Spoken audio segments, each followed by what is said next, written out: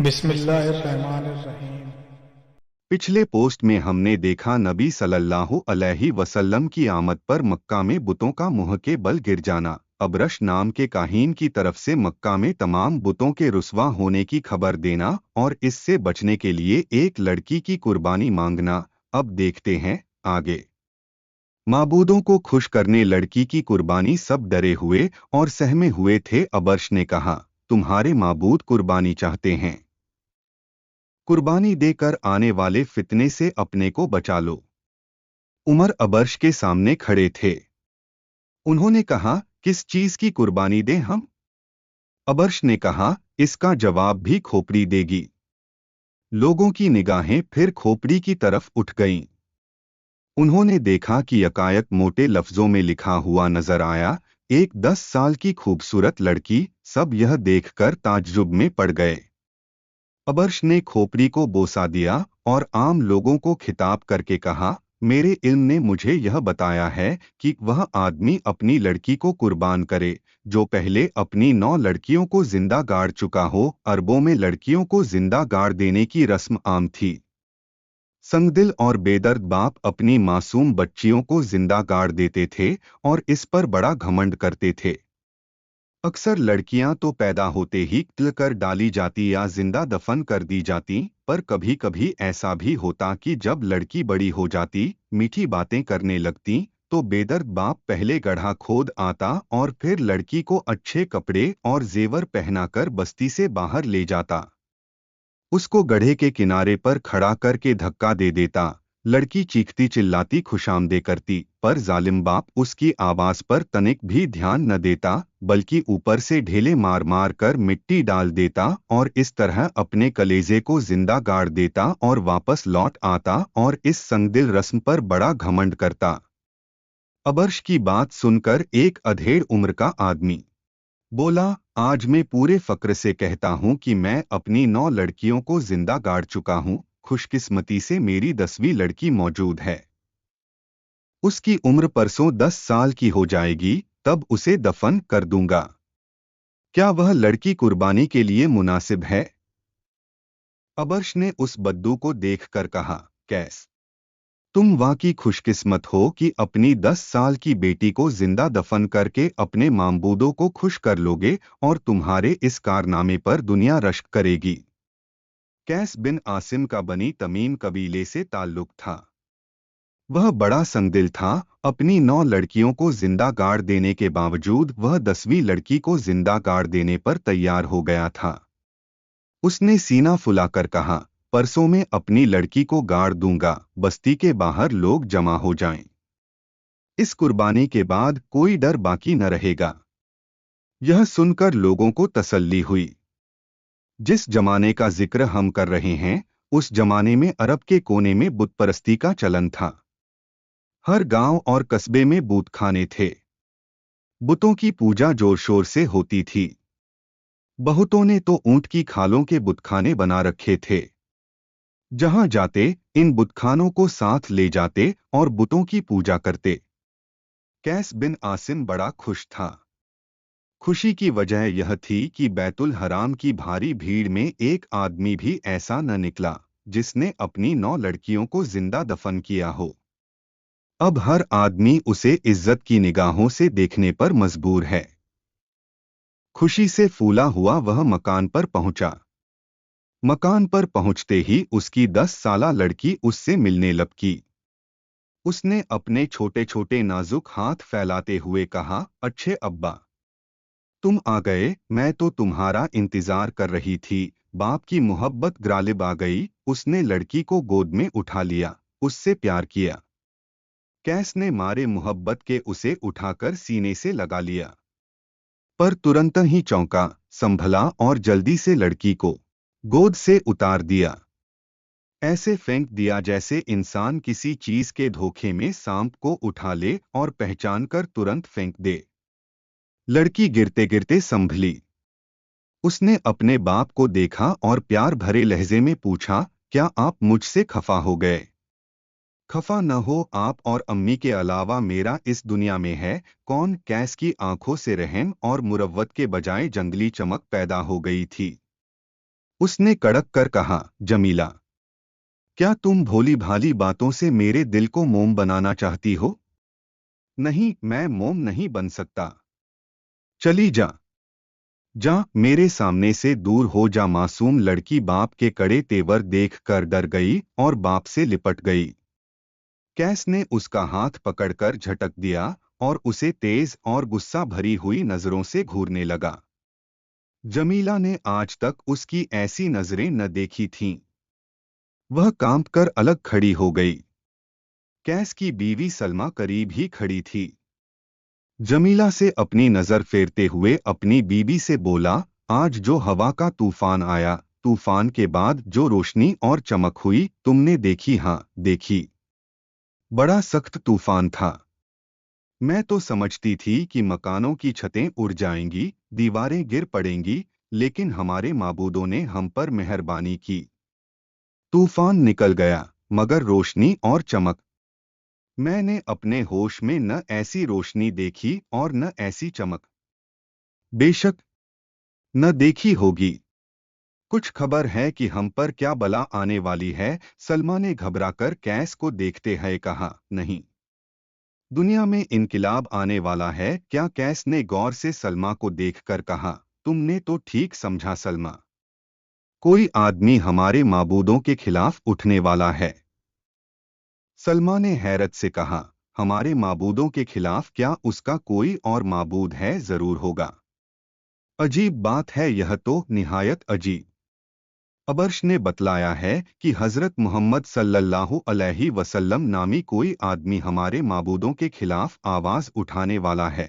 मैं हजरत मोहम्मद सल्लल्लाहु अलैहि वसल्लम को जानती हूँ, और मैं ही क्या, कौन नहीं जानता। वह मक्के के सरदार के भतीजे हैं, बड़े नेक, बड़े रहमदिल, बड़े सच्चे, बड़े अमीन। आखिर उन्हें क्या पड़ी है कि हमारे माबूदों की बुराई करें? लेकिन ऐसा होगा क्या? तुम नहीं जानती कि आज तक उन्होंने किसी बूत के आगे सजदा नहीं किया? सही है, मैंने भी ऐसा ही सुना है। लेकिन इससे यह कैसे साबित हुआ कि वह बूतों के खिलाफ आवाज उठाने वाले हैं? अबर्श कहता है, और वह झूठ नहीं बोल सकता। मगर वह आबादी में रहते नहीं। सुनती हूं कि हिरा की गुफा में तन्हा पड़े रहते हैं। हाँ, वह 4-4, 5-5 दिन तक नजर नहीं आते। उसी गुफा में ठहरे रहते हैं, सिर्फ जो का सत्तू रखते हैं। खैर, यह तो है ही, पर सलमा, आज मुझे बड़ी खुशी है। बैतुल हराम के हजारों मजमे में मेरा सिर ऊंचा रहा। क्या बात हुई? मेरे सरताज, अबर्श ने आने वाले फिल्ने को दूर करने के लिए एक तदबीर बताई है। उसने कहा कि जो आदमी अपनी 9 लड़कियों को जिंदा दफन कर चुका हो और उसकी 10वीं लड़की और हो, अगर वह उस लड़की को जिंदा दफन कर दे तो आने वाले फितने से निजात मिल सकती है। उस वक्त उस तमाम मजमे में एक आदमी भी ऐसा न मिला जिसने 9 लड़कियों को दफन किया हो। सब सिर झुकाए खामोश और शर्मिंदा थे। तब मैंने कहा कि मैं ऐसा हूं। पूरे मजमे ने हैरत और इज्जत की नजरों से मुझे देखा। क्या फख्र है कि बात नहीं? सलमा का चेहरा फीका पड़ गया। वह जमीला से बड़ी मोहब्बत करती थी। कैस की बातों से वह समझ गई थी कि जिस जमीला को उसने सीने से लगाया, हजारों मुसीबतें उठाकर बड़े लाड प्यार से पाला, अब उसकी कुर्बानी का वक्त आ गया है। इस ख्याल से उसका दिल हिल गया। कलेजा मुंह को आने लगा। आंखों में आंसू आ गए। सलमा अब तक तो सब्र किए रही, लेकिन अब सब्र का दामन छूट चुका था। शौहर के सामने दोनों हाथ जोड़े खड़ी हो गई। बोली, मेरे सरताज, इस इम्तिहान से मुझे बाज रखो। मुझ बदनसीब के दिल में जमीला की शक्ल ने भोली भाली बातों ने जगह कर ली है। ऐसा लगता है मेरी जिंदगी उसकी जिंदगी के साथ जुड़ी हुई है। इसलिए मेरे प्यारे शौहर, जमीला को मेरे लिए बाकी रखो। कैस की आंखों से चिंगारियां निकलने लगी। उसने गजबनाक लहजे में कहा, कमअक्ल औरत, लड़की की मोहब्बत में डूबी रहने वाली मूर्ख, क्या जमीला को जिंदा रख उसकी शादी करूं, किसी को अपना दामाद बनाऊं? कसम है लात व उज्जा की, ऐसा कभी न होगा। सलमा ने रोते हुए कहा, आप जमीला की शादी ही न करें वह तमाम उम्र कुंवारी बिता लेगी।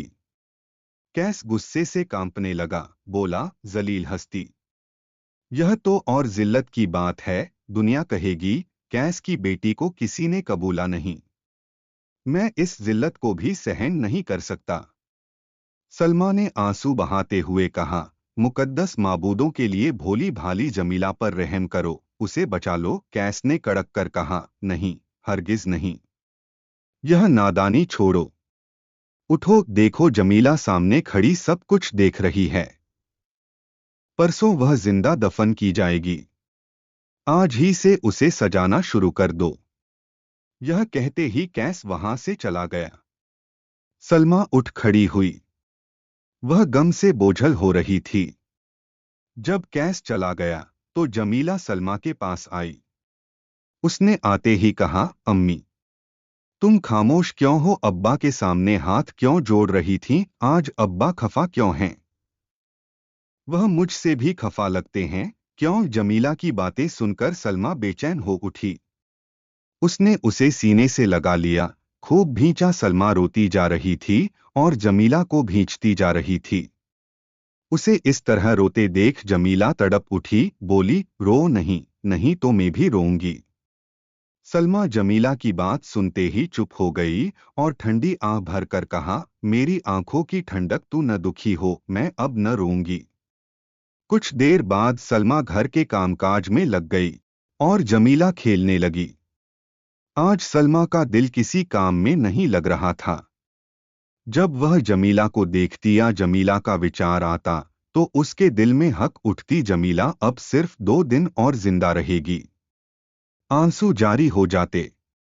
बड़ी बेचैनी से उसने वह दिन और दूसरा दिन बिताया। तीसरे दिन दोपहर के वक्त जमीला को नहलाया गया। नहलाकर बाल सुखाए गए, सर में तेल डाला गया, कंघी की गई, चोटी गंथी गई। मासूम जमीला खुश हो रही थी। उसे क्या मालूम कि उसे मौत की गोद में देने की तैयारियां हो रही हैं।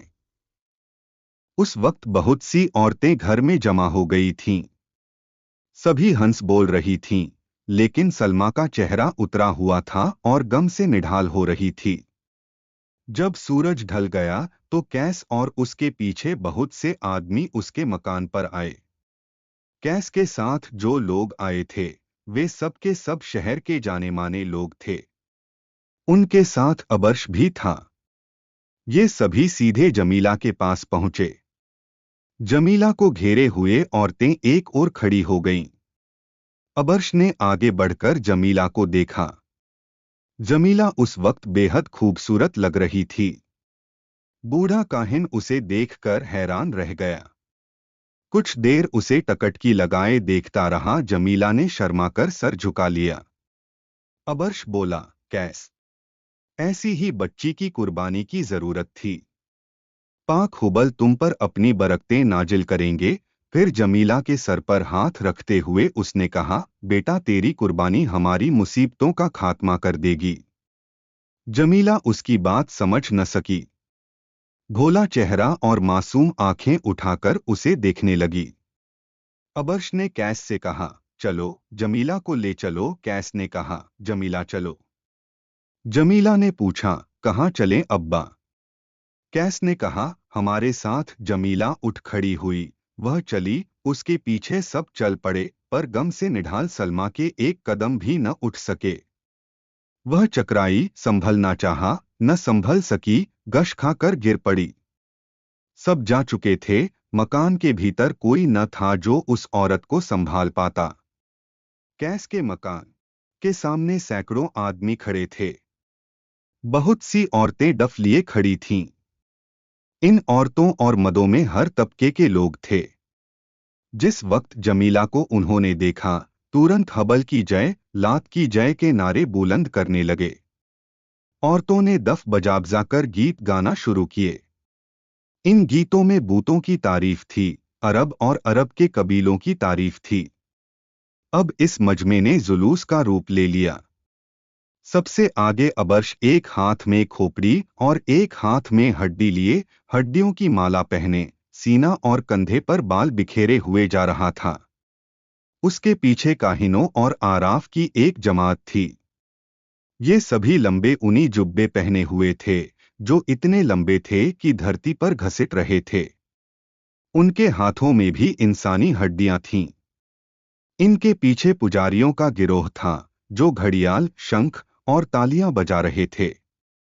पुजारियों के पीछे औरतें थीं, सभी तड़क भड़क कपड़े पहने हुए थीं। अक्सर नवजवान औरतें दफ बजा बजा कर गा रही थीं। इन्हीं औरतों के घेरे में मासूम जमीला थी, जिसे कुछ नहीं मालूम कि क्या होने जा रहा है। औरतों के पीछे कुछ बासर और दौलतमंद अराबी थे। ये सब लोग बिल्कुल खामोश थे।